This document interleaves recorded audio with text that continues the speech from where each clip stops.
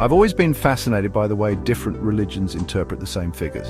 And today we're tackling a big one, Satan. You might think you know who Satan is, the ultimate bad guy, right?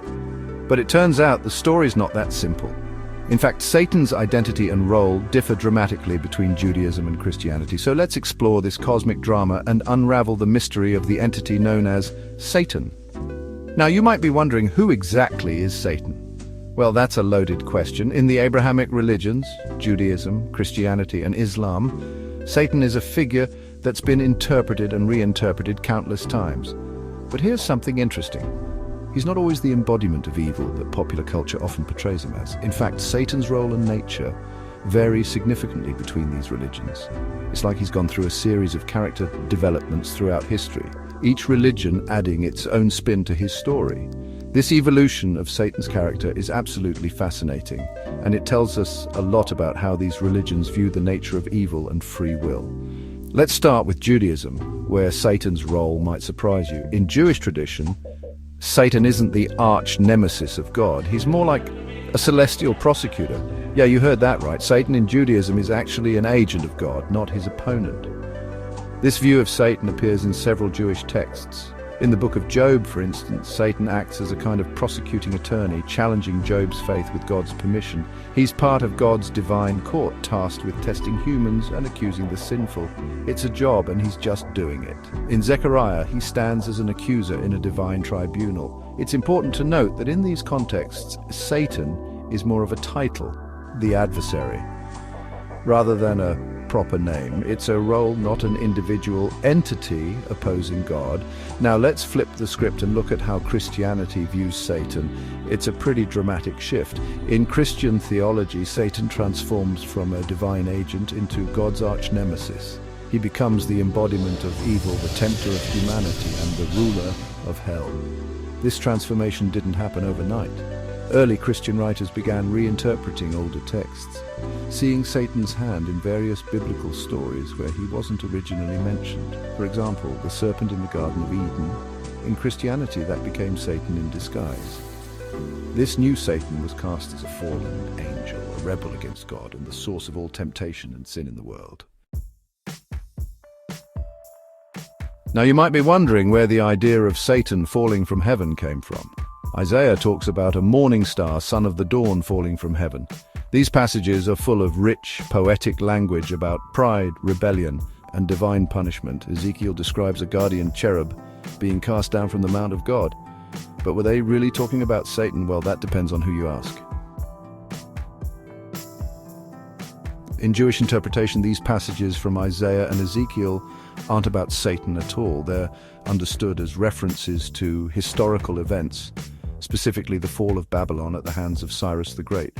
But in Christian tradition, these same passages took on a whole new meaning. They were seen as describing the fall of Lucifer, who became equated with Satan. It's like a double meaning, a spiritual truth reflected in earthly events. This interpretation adds layers of meaning to the text, connecting heavenly and earthly narratives in a complex way. Now let's explore the Christian story of Satan's rebellion. According to this narrative, Satan was originally an angel of high rank, often identified as Lucifer, meaning light bearer. But here's the kicker. It didn't go well for Satan and his angelic followers. They were defeated and cast out of heaven. This event is seen as the origin of evil in the universe, the moment when Satan transformed from a heavenly being into the adversary of God and humanity. It's a story of cosmic proportions, explaining the existence of evil in a world created by a good God. Fast forward to the New Testament, and we see Satan taking on Jesus himself. The Gospels tell us that Jesus, at the start of his ministry, went into the desert and fasted for 40 days. First, he challenges Jesus to turn stones into bread, appealing to physical hunger. Then he dares Jesus to throw himself off the temple, testing God's protection.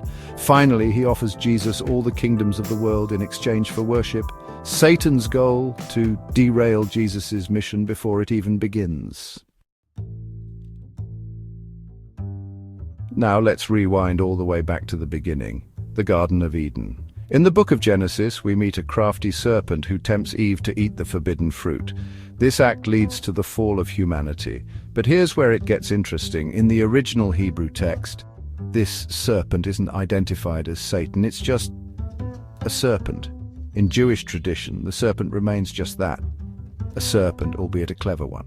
Christian interpretation, however, connected the dots differently.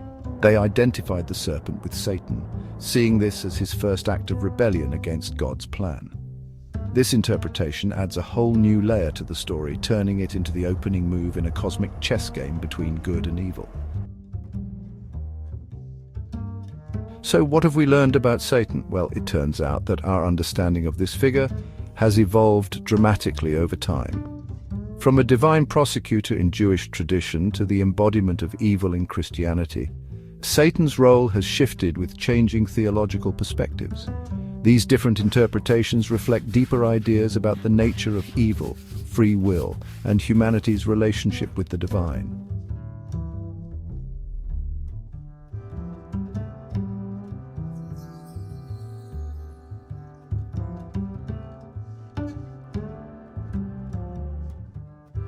And there you have it, the complex, fascinating story of Satan.